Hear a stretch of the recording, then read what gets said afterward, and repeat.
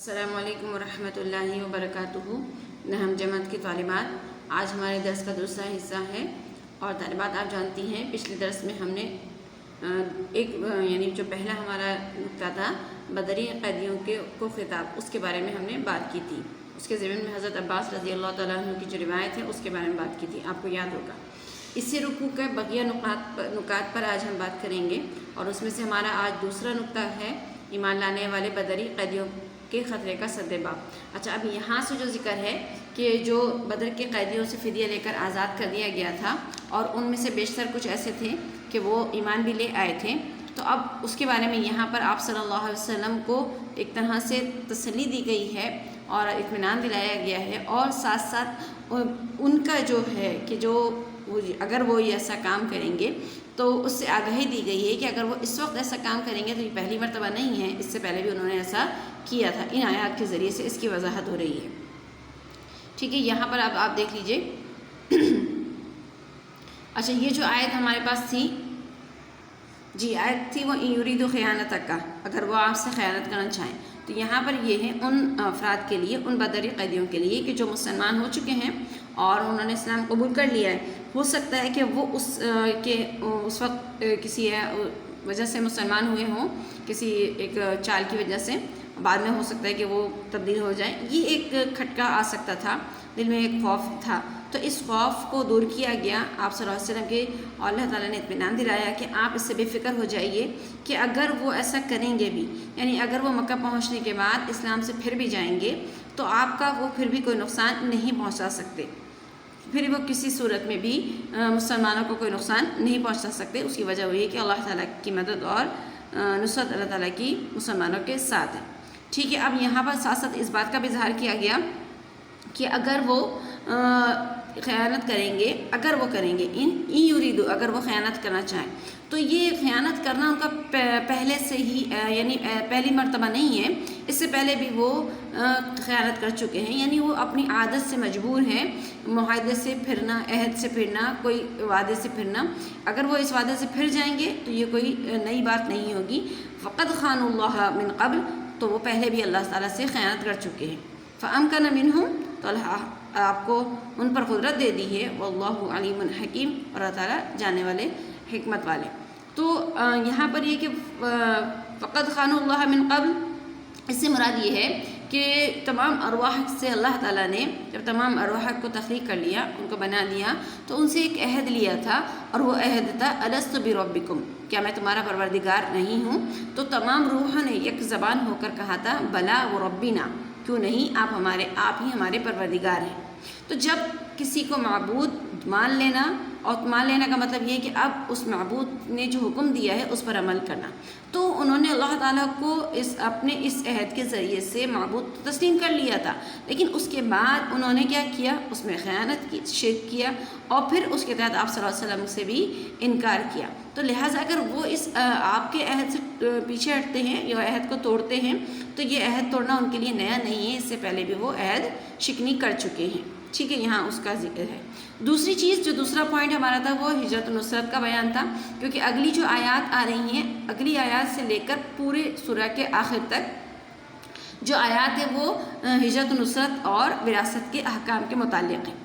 اچھا، ابتدائی آیات میں چونکہ ہجرت کا ذکر ہے، ان الذین آمنوا وہاجروا وجاہدوا باموالہم وانفسہم، کہ بلا شبہ وہ لوگ جو ایمان لائے اور ہجرت کی اور جہاد کیا اپنے مالوں اور اپنی جانوں کے ساتھ، فی سبیل اللہ، اللہ کے راستے میں، وہ والذین آووا ونصروا، اور وہ لوگ جنہوں نے ٹھکانہ دیا اور مدد کی، اولئک بعضهم اولیاء بعض۔ اس آیت کے ذریعے سے یہاں پر بیان ہو گیا ہے، وراثت کے بھی احکام کا ذکر ہوا اور ہجرت کا بھی۔ تو پہلے ہم ہجرت النصرت کی وضاحت تھوڑی سی مختصراً کر لیں گے کہ ہجرت کسے کہتے ہیں، نصرت کیا، اور پھر اس کے بعد اس کی تفصیلات کی طرف ہم چلیں گے۔ اچھا، ہجرت حاجر یہاجر مہاجرتن کے معنی ہوتے ہیں چھوڑ دینا، ایک جگہ سے دوسری جگہ منتقل ہو جانا، لیکن اصطلاح شرع میں، شریعت میں کہا جاتا ہے دار کفر کو چھوڑ کر اسلام کی خاطر دار اسلام میں سکونت اختیار کر دینا، یعنی وہ جگہ جہاں پر کیا ہو، مذہب کس کا چلتا ہو، کفر کا یا کفریہ طاقت ہو، اور وہاں پر اسلام پر عمل کرنے میں دشواری اور مشکلات ہو اور اسلام کے مطابق زندگی گزارنے نہیں دی جا سکتی ہے تو مسلمان وہاں سے ہجرت کریں گے اور ہجرت کر کے ایسی جگہ پر سکونت اختیار کریں گے کہ وہ جہاں پر وہ اسلام کے مطابق آزادی سے زندگی گزار سکیں. اس کو کیا کہا جاتا ہے؟ ہجرت. یعنی کہ یہ اب عام طور پر ہم جب کسی طرح ایک جگہ سے دوسری جگہ منتقل ہوتے ہیں اپنے ذریعہ معاش وغیرہ کے لیے تو یہ مراد ہجرت جو شرعی اصطلاح میں جو ہجرت مراد کہلاتی ہے وہ نہیں ہے، جو ہجرت کا جو ثواب جس پر ہے. ٹھیک ہے، انشاءاللہ اس پر پھر بات کریں گے کبھی. دوسرا ایک اور چیز یہاں پر ذکر آ رہی ہے والذین آووا ونصروا، اور وہ لوگ جنہوں نے ٹھکانہ دیا اور مدد کی. تو نصرت کا مطلب کیا ہے؟ مدد کرنا. نصر ینصر سے آپ پہلے بھی پڑھ چکی ہیں کہ مدد کرنے کے معنی میں آتا ہے. تو مدد کرنے کا مطلب یہاں پر اس آیت کے روح سے مدد کرنے کا مطلب یہ ہے کہ جو دار اسلام میں رہنے والے جو مسلمان ہیں ان کا جو مہاجرین آئے ہیں ان کی مدد کرنا، ہر ممکنہ مدد کرنا کیا کہلاتا ہے؟ نصرت. چاہے ان کو رہائش سکونت میں مدد کرنا، ان کے مال میں مدد کرنا اور دیگر اور امور ایسے ہیں جن میں ان کی مدد اور اعانت کرنا، یہ کیا کہلاتا ہے؟ نصرت. اچھا، اس آیت کے ذریعے سے اولئک بعضهم اولیاء بعض، یہ فرمایا کہ یہ آپس میں ایک دوسرے کے کیا ہوں گے؟ باہمی طور پر ولی ہوں گے، دوست ہوں گے، وارث ہوں گے. کیونکہ آیت کا اصل مصداق ہی یہی ہے کہ آپس میں یہ کیا ہوں گے؟ باہمی وارثین ہوں گے. کون ہوں گے؟ جو مسلمان ہجرت کر کے آئے ہیں اور جو مسلمان کہاں موجود ہیں؟ دارالاسلام میں موجود ہیں. تو دارالاسلام میں رہنے والے مسلمانوں کو کیا کہا جاتا ہے؟ کیا کہا جاتا ہے؟ آپ کو یاد ہوگا، انصاری. اور جو مسلمان ہجرت کر کے آتے ہیں ان کو کیا کہا جاتا ہے؟ ان کو مہاجر. تو لہٰذا یہاں پر ہو گیا مہاجر اور انصاری میں باہمی طور پر کیا ہوگی؟ وراثت تقسیم ہوگی. اس کی تفصیل ابھی ہم ذکر کریں گے. لیکن اس سے ایک اور بات واضح ہو گئی کہ مسلمان کے درمیان میں ہی کیا ہوگی؟ وراثت تقسیم ہوگی. اب کسی مسلمان کی کسی کافر کے درمیان یعنی آپس میں وراثت تقسیم نہیں ہوگی، وہ وارث نہیں ہوگی. یعنی کہ اگر ایک گھر کا فرد ایسا ہے، کیونکہ اس وقت معاملہ ایسا ہی تھا کہ ابتدا اسلام تھا، لوگ آہستہ آہستہ اسلام میں داخل ہو رہے تھے، اسلام قبول کر رہے تھے. تو ایک گھر کا کہ کچھ افراد مسلمان ہو رہے ہیں تو کچھ افراد نہیں ہیں. والد مسلمان ہے تو بیٹا مسلمان نہیں ہے، یا پھر اگر بیٹا مسلمان ہے تو والد مسلمان نہیں ہے. تو اب ایسی صورت میں چونکہ والد ہیں اور والد کی جائیداد میں یا پھر اس کے مال میں کیا بیٹے کو حصہ ملے گا جو کہ مسلمان ہو چکا ہے. تو یہاں پر اگلی جو آیات ہیں اس میں اس بات کی وضاحت ہو چکی ہے کہ مسلمان اور کافر ان کی آپس میں کیا ہوگی؟ وراثت تقسیم نہیں ہوگی. یہ کبھی بھی باہمی وارثین نہیں بن سکتے. کافر کی وراثت کافر میں ہی تقسیم ہوگی اور مال اس میں ہی تقسیم ہوگا، اس کی جائیداد، اور مسلمان کی مسلمان.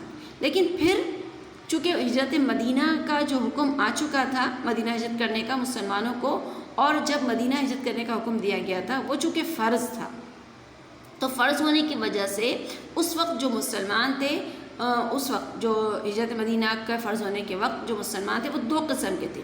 ایک وہ مسلمان تھے جو مکہ سے ہجرت کر کے مدینہ آ گئے تھے، یعنی دار کفر چھوڑ کر دار اسلام آ گئے تھے. ایک وہ مسلمان جو کسی مجبوری یا عذر یا بیماری یا کمزوری کی وجہ سے یا پھر کسی رکاوٹ کی وجہ سے وہ مکہ چھوڑ نہیں سکے تھے، مکہ سے مدینہ ہجرت نہیں کر سکتے تھے، لیکن مذہباً وہ کیا تھے؟ مسلمان. تو مذہب تو ایک ہے لیکن اس وقت کیا تھا؟ وطن ایک نہیں تھا. اس کا ایک اصول بھی ابھی انشاءاللہ میں آپ کو ذکر کروں گی کہ وراثت کی تقسیم کے تحت اس آیت کے بعد ایک اصول مرتب ہو گیا تھا، یعنی ایک اصول ہے. جی طالبات، ہم بات کر رہے تھے وراثت کے بارے میں. اچھا، ان آیات کے ذریعے سے اللہ تعالیٰ نے مسلمانوں کی باہمی وراثت کی تقسیم کے بارے میں حکم نافذ جاری فرمائے. اچھا، اب جو ابتدائی حکم تو میں نے آپ کو بتا دیا تھا کہ یہ حکم تھا کہ مسلمان اور کافر باہمی وارثین نہیں ہوں گے. لیکن پھر مسلمان آپس میں مسلمانوں کے اندر کون کون وارث بنیں گے؟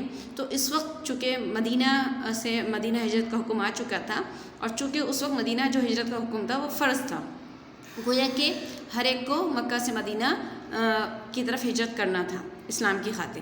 لیکن بعض مجبوریوں کی وجہ سے جو لوگ ہجرت نہیں کر سکے تھے، اگرچہ وہ مسلمان تھے لیکن عذر کی وجہ سے، تو وہ پھر اس حکم میں وہ داخل نہیں ہوں گے.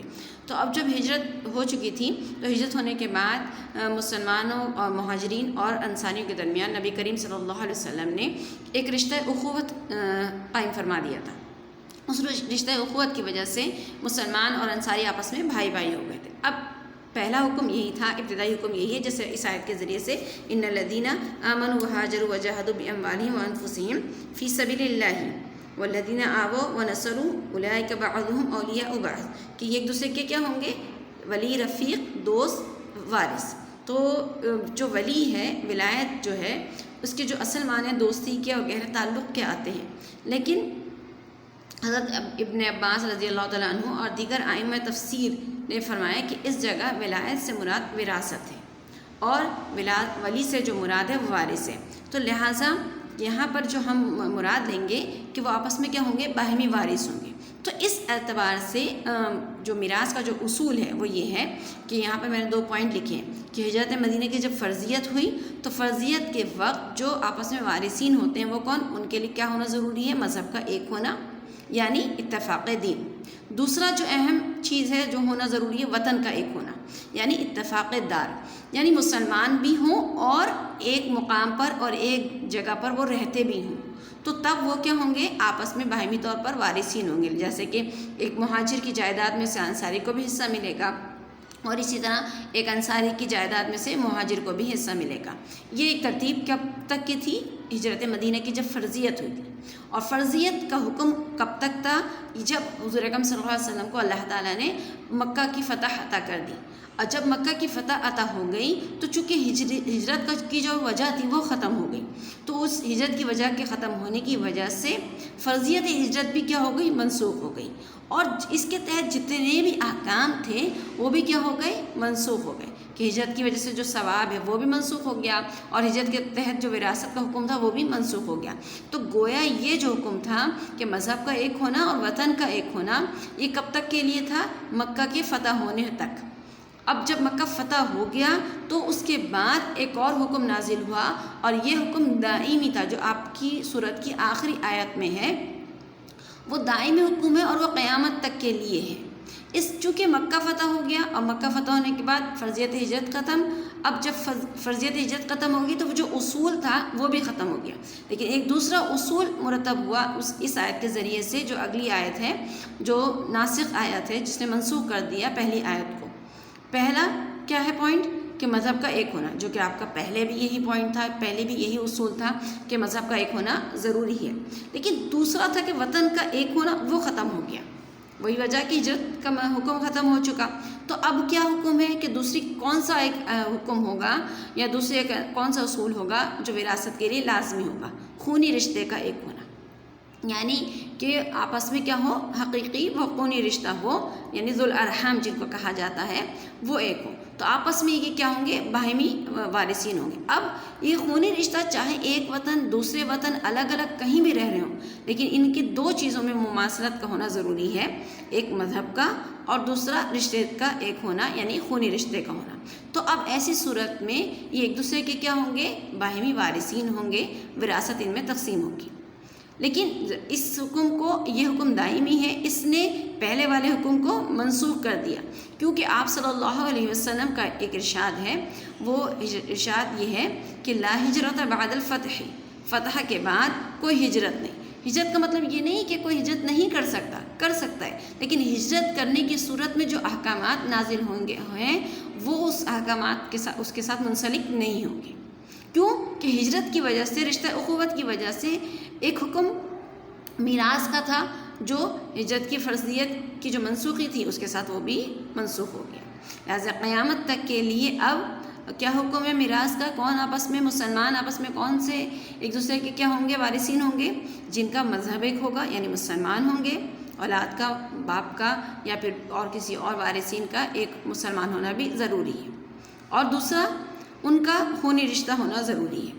لیکن مثال کے طور پر کوئی خونی رشتہ ہے، اس میں سے ایک کوئی مسلمان ہے اور کوئی مسلمان نہیں، تو یہاں پر دیکھیے ایک صورت پائی جا رہی ہے اور ایک صورت نہیں پائی جا رہی، تو لہٰذا یہ بھی آپس میں کیا ہوں گے؟ وارثین نہیں ہوں گے۔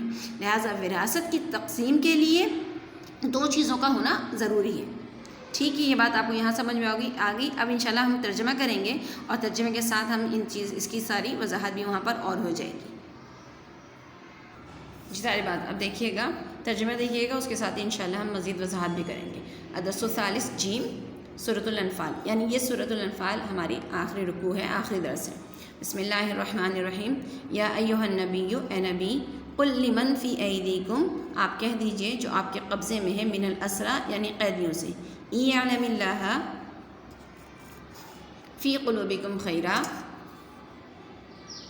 ان یعلم اللہ، معذرت چاہتی ہوں اعراب غلط پڑھ لیا، ان یعلم اللہ فی قلوبکم خیرا، کہ اگر اللہ تعالیٰ جانے گا تمہارے دلوں میں خیرہ بھلائی کو، یؤتیکم تو وہ تم کو دے دے گا، خیرم مما اخذ منکم بہترین دے دے گا، مما اس سے جو تم سے لیا گیا، ویغفر لکم اور تمہیں بخش دے گا، واللہ غفور الرحیم اور اللہ تعالیٰ بخشنے والے مہربان ہیں۔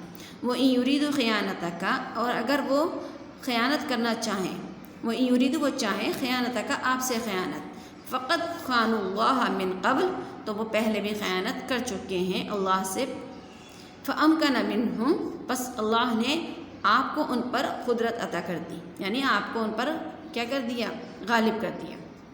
واللہ علیم حکیم اور اللہ تعالیٰ جاننے والے حکمت والے ہیں۔ ان الذین آمنوا وہاجروا وجاہدوا، بلا شبہ وہ لوگ جو ایمان لائے، وہاجروا اور ہجرت کی، وجاہدوا اور جہاد کیا، باموالہم اپنی جانوں کے ساتھ، وانفسہم اور باموالہم اپنے مالوں کے ساتھ، وانفسہم اور اپنی جانوں کے ساتھ، فی سبیل اللہ اللہ کے راستے میں، والذین آووا اور وہ لوگ جنہوں نے ٹھکانہ دیا، پناہ دی، ونصروا اور مدد کی، اولئک بعضهم اولیاء بعض یہ ایک دوسرے کے ولی ہیں، رفیق ہیں، وارث ہیں۔ والذین آمنوا اور وہ لوگ جو ایمان لائے، ولم یہاجروا اور ابھی تک انہوں نے ہجرت نہیں کی، جی والذین آمنوا اور وہ لوگ جو ایمان لائے، ولم یہاجروا اور انہوں نے ہجرت نہیں کی، ما لکم من ولایتہم من شیء ان کے تمہارے لیے نہیں ہے ان کی ولایت میں سے، ان کی وراثت میں سے، من شیء کچھ بھی، حتیٰ یہاجروا یہاں جب تک کہ وہ ہجرت نہ کر لیں، یعنی انہوں نے ابھی مسلمان تو ہو گئے تھے لیکن انہوں نے ہجرت نہیں کی، تو جب تک وہ ہجرت نہیں کریں گے اس وقت تک ان کی وراثت میں سے تمہارے لیے کوئی حصہ نہیں ہوگا، یعنی والد نے ہجرت کی اور بیٹے نے ابھی ہجرت نہیں کی ہے تو بیٹے کی جائیداد میں سے والد کو حصہ نہیں ملے گا جب تک کہ وہ ہجرت کر کے وہاں پر نہ آ جائے، ٹھیک ہے۔ وہ ان استنصروکم اور اگر ایک اور چیز یہاں پر ایک ضمن میں نے اس کو وہاں پر اس لیے ذکر نہیں کی کہ اس کو آیت کے ساتھ ہی بیان کرنا زیادہ ٹھیک تھا۔ وہ ان استنصروکم اور اگر وہ تم سے مدد طلب کریں، کون مدد طلب کریں؟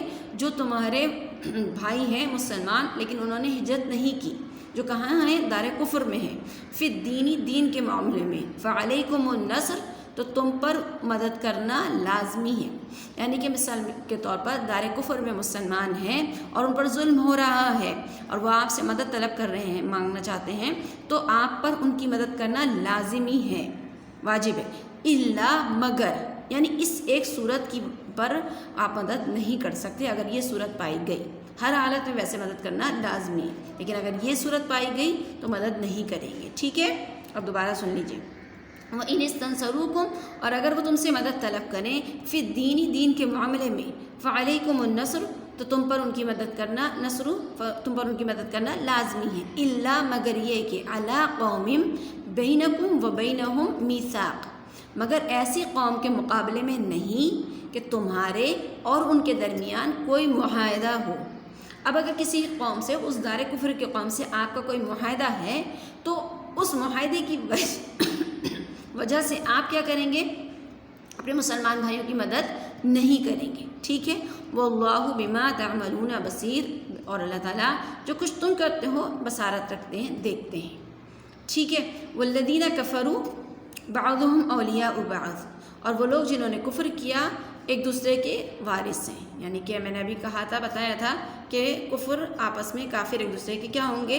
وارثین ہوں گے۔ الا تفعلوه تکن فتنہ فی الارض وفساد کبیر، الا اگر تم یہ ناکام نہ کرو گے، یعنی جو اصول تمہیں ضابطہ جو دیا گیا ہے تم اس کے خلاف جاؤ گے، اگر یہ نہیں کرو گے تکن فتنہ تو فتنہ ہو جائے گا، فی الارض زمین میں، وہ فساد کبیر اور بڑا فساد ہوگا، یعنی مسلمان اور کافر میں آپس میں زیادہ تقسیم ہونے لگے گی تو یہ فساد کا سبب بنے گا۔ والذین آمنوا وہاجروا وجاہدوا فی سبیل اللہ اور وہ لوگ جو ایمان لائے اور ہجرت کی اور جہاد کیا اللہ کے راستے میں، والذین آووا ونصروا، اور جو وہ لوگ جنہوں نے پناہ دی اور مدد کی، اولئک هم المؤمنون حقا، یہی سچے برحق مومن ہیں۔ اب یہاں سے اللہ تعالیٰ نے مہاجرین اور انصاریوں کی تعریف بیان کی ہے۔